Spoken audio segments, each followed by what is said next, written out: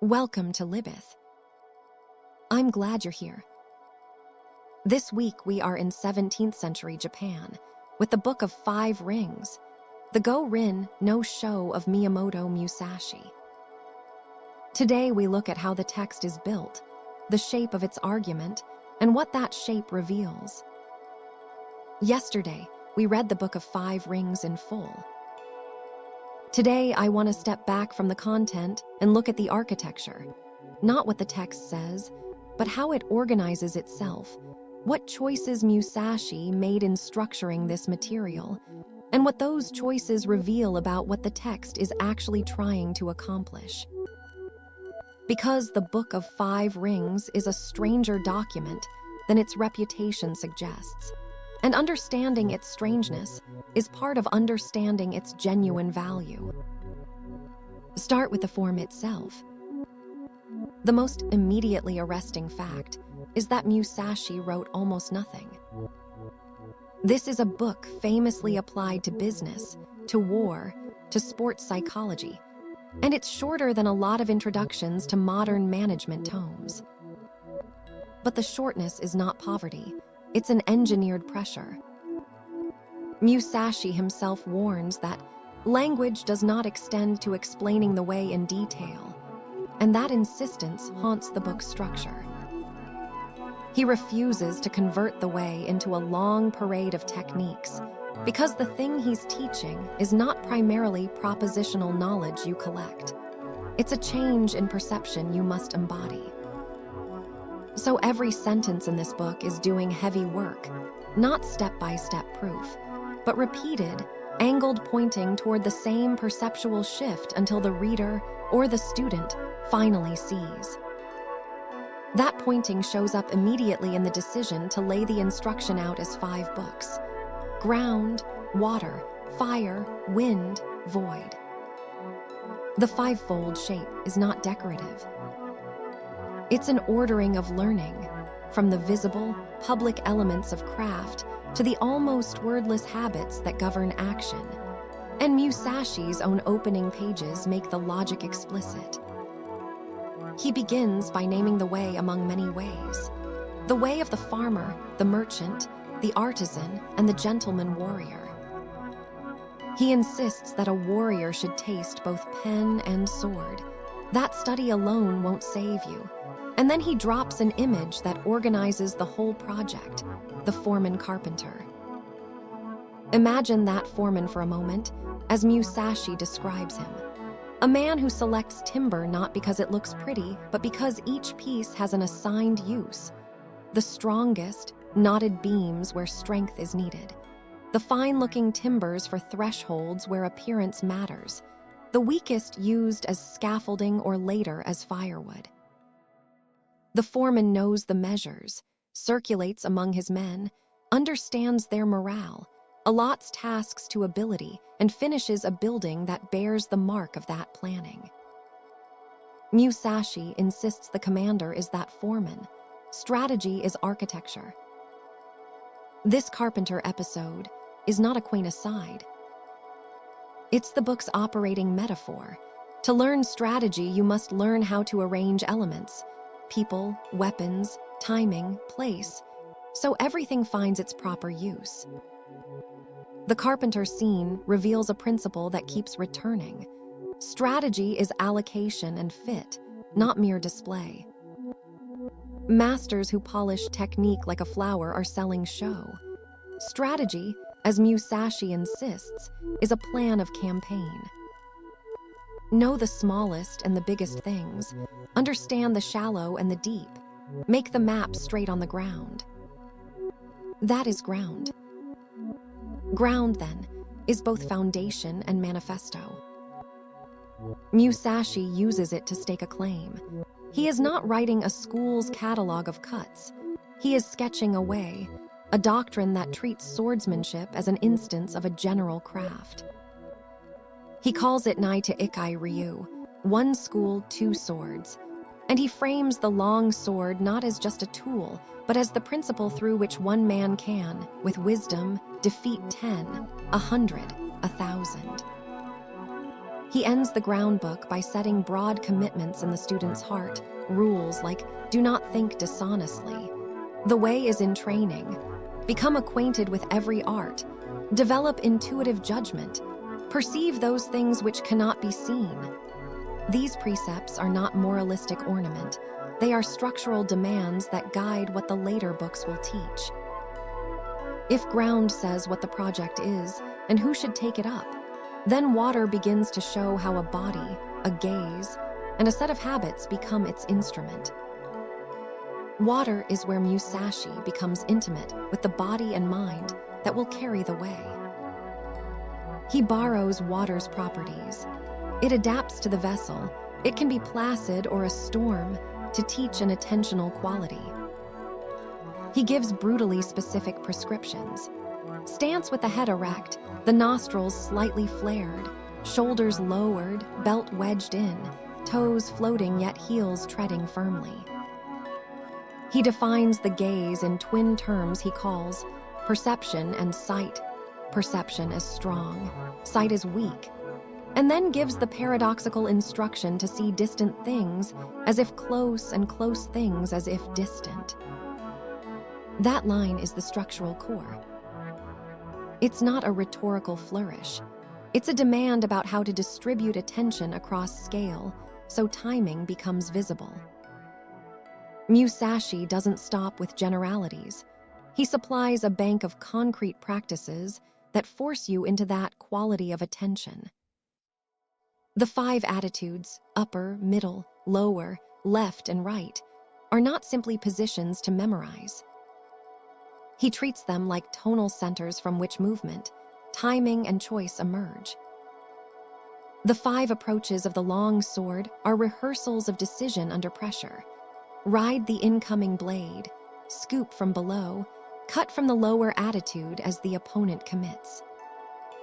There are named cuts that sound almost playful, the flowing water cut, the red leaves cut, but each name is a miniature case study in timing and spirit. The flowing water cut, for example, instructs you what to do when blades are tangled. Expand slowly, follow the body's motion, cut with the calmness of stagnant water. The image makes clear what's being trained. Not a trick, but a way to keep perception untroubled in contact. And Musashi populates water with little paradoxical methods that are actually psychological training. Glue and lacquer emulsion body insists on sticking to the opponent so no gap opens. Chinese monkey's body trains you to avoid overextending, to get in close quickly. No design, no conception is a famous injunction. Strike not from a deliberated plan, but from a cultivated, empty readiness, hitting with body, spirit, and hands together. These are not techniques in isolation. They're procedures that reshape the relationship between intention and movement. Water is literal training in how to see, and each of these episodes, the sticky advance, the flowing cut, the one-timing hit, is a pedagogical pressure that forces a perceptual shift. If ground sets up the problems and stakes, water begins to teach the reader to perceive them. From attention, then, Musashi turns to urgency. Fire is the book of confrontation, and this is where timing is spelled out as an operational art. He lays out the 3 ways to forestall an enemy. Ken no Sen, attacking first. Tai no Sen, taking the initiative as the enemy attacks. Tai Tai no Sen, moving with the enemy's attack and finding the winning instant. Each of these is a different moral economy of time, whether you rush, wait, or mirror, and Musashi insists there are no other methods. That insistence creates tension. If there are only 3 ways to take the lead, then choosing one is already a strategic commitment. He follows that taxonomy with vivid tactical verbs. Hold down a pillow, don't let the opponent's head rise. Tread down the sword, stop him at the start of his attack so he can't renew it. Crossing at a ford, a captain's decision about where to put the ship to sea when conditions favor you. To know the times, an exhortation to read the season of advantage and strike there. These are concrete tactics, and yet they serve a larger structural lesson. Strategy is primarily about timing and place, about making the scene of conflict change so the enemy's options vanish. Fire shows the reader how the principles taught in water, the gaze, the stance, the one-timing mentality, look when a moment is compressed and consequences are immediate.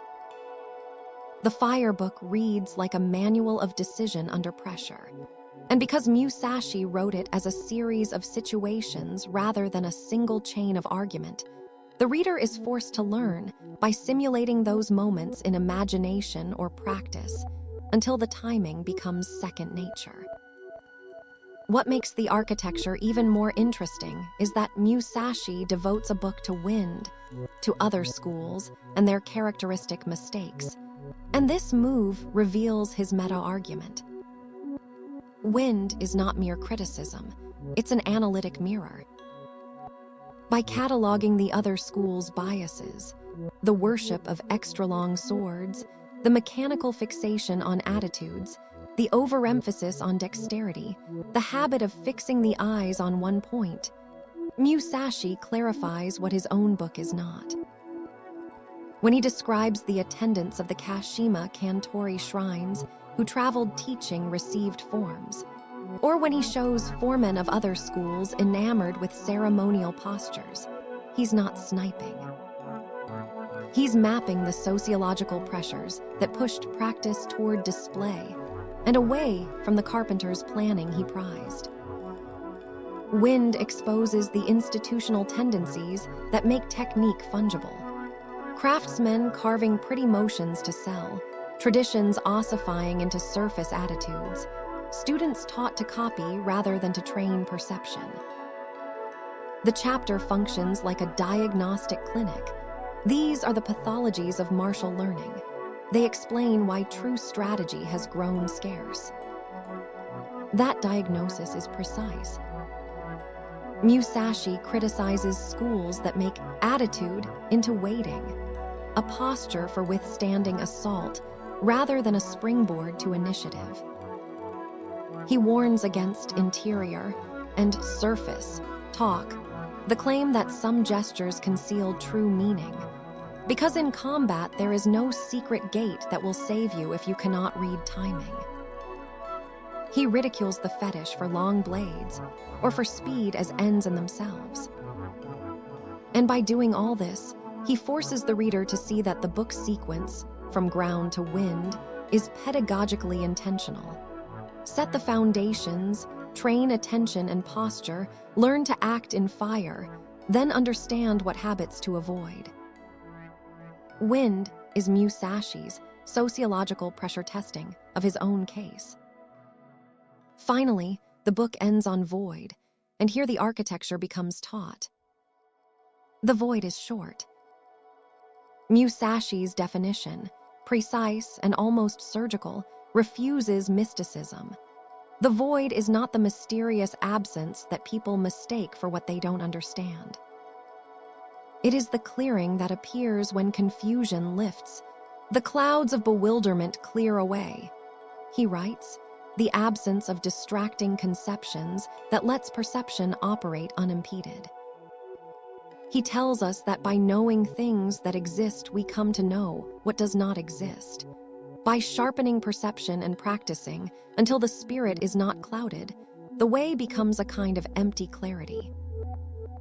The void is not an experience to be tattooed as doctrine. It's the residual state when all the other training has done its work. Water trains attention, fire trains timing, wind warns away from obstructions, and void is the tacit residue that lets the trained practitioner act without the friction of second thoughts. If you follow this shape, ground to water to fire to wind to void, the whole book reads less like a set of instructions and more like a surgical course of transformation. Musashi doesn't try to prove conclusions, he forces states. That is why the prose repeats, circles, and reframes rather than building a classical syllogism. He tells you the 5 attitudes, then shows 5 approaches, then repeats the same virtues under different headings. He names a cut, demonstrates when to use it, then names a complementary attitude. Each repetition is a test. This sentence doesn't explain the way. It nudges your imagination or your muscles in practice toward it. Musashi resists over-explanation because that produces a verbalized understanding that is not tested by timing, by place, by the body's habits. He wants the way to be embodied. This pattern explains some of the book's odd silences too. Musashi says almost nothing about death as a philosophical theme. He mentions it in passing, but this is not a meditation on dying well. It's a manual for winning. That omission sets him apart from other samurai texts that make death the organizing motif. Likewise, he says little about loyalty or the lord-retainer relationship. He writes as a ronin in the sense of orientation. The book addresses an individual who must navigate hard, consequential moments without institutional scaffolding. The result is a singular strain of individualist practicality, not the modern self-help kind, but a doctrine aimed at someone who must master perception and action, because no code will do it for him. To see how tight this teaching is, return to specific scenes Musashi gives you to practice. Take "hold down a pillow." The phrase is an image of preventing the opponent's recovery at the syllabic level of movement. Check the cut as it begins, stop the attack at, the jump at ju, the cut at ku. Or the mountain sea change. If a method fails twice, change the tempo completely. What worked like a mountain must become like the sea, and vice versa. Or to become the enemy. Place yourself in his position and feel the constraints. Once you do, opportunities you didn't see before become visible. These are miniature experiments in imagination and bodily response that together force the kind of perception Musashi demands. They function logically within the book because each episode demonstrates a specific failure mode of untrained perception and a concrete corrective practice. The narrative pressure is cumulative, not linear. The more you travel through these episodes, the more the book's silence and brevity begin to feel like pedagogy rather than austerity. One last practical thrust. Musashi repeatedly returns to the aphorism, "From one thing know 10,000 things." That is not a claim about generality in the abstract. It's a theory of learning. Learn a posture thoroughly. The same perceptual rule will reapply to an entire class of situations. Master the one timing, and 10 different engagements will resolve themselves. The foreman carpenter who knows how to set a single beam rightly can supervise the whole house. The strategist who knows one principle deeply can see it manifest in battle, in business, or in life. The book's architecture, narrow, repeated, concrete, and then silent, is precisely the pedagogy that can carry one particular mastery into many domains. Musashi signs off the book not with a sermon, but with the forthrightness he promises throughout. The void is not a mystery, it's the clearing you reach after long practice. The way must be enacted broadly, honestly, and openly. He gives no ornamental finale. He gives you a map and the insistence that you walk the road, that training become habit, and that understanding must be tested in the heat of action. This is why, when people call the Book of 5 Rings obscure, they're sometimes missing the point. Musashi's obscurity is a deliberate refusal to make the way into an essay you can file away. He wants the student to wrestle with particulars until the mind changes. He refuses to let the reader rest in clever phrases. He insists that each principle be tried against the friction of reality.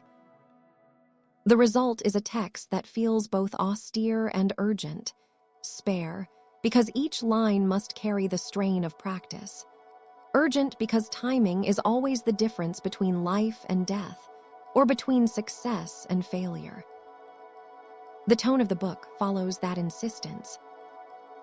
Musashi writes as someone who has been tested. His voice is direct, unornamented, and practical. He does not indulge in performative humility. He states his claims, signs his name, and lays out the methods one by one. There is a cool confidence in that style. The authority comes from recorded experience, not from rhetorical swagger. That matters because the book, in refusing to inflate the teacher, keeps the focus on the teaching itself. The silences and the short sections are part of a discipline. Do the work, sharpen perception, and let the void do the rest. If you listen to the book this way, you see the 5 books as a compact course. Ground makes the problem visible. Water trains the senses. Fire tests you under pressure. Wind teaches you what to avoid. Void describes the residue of clear perception.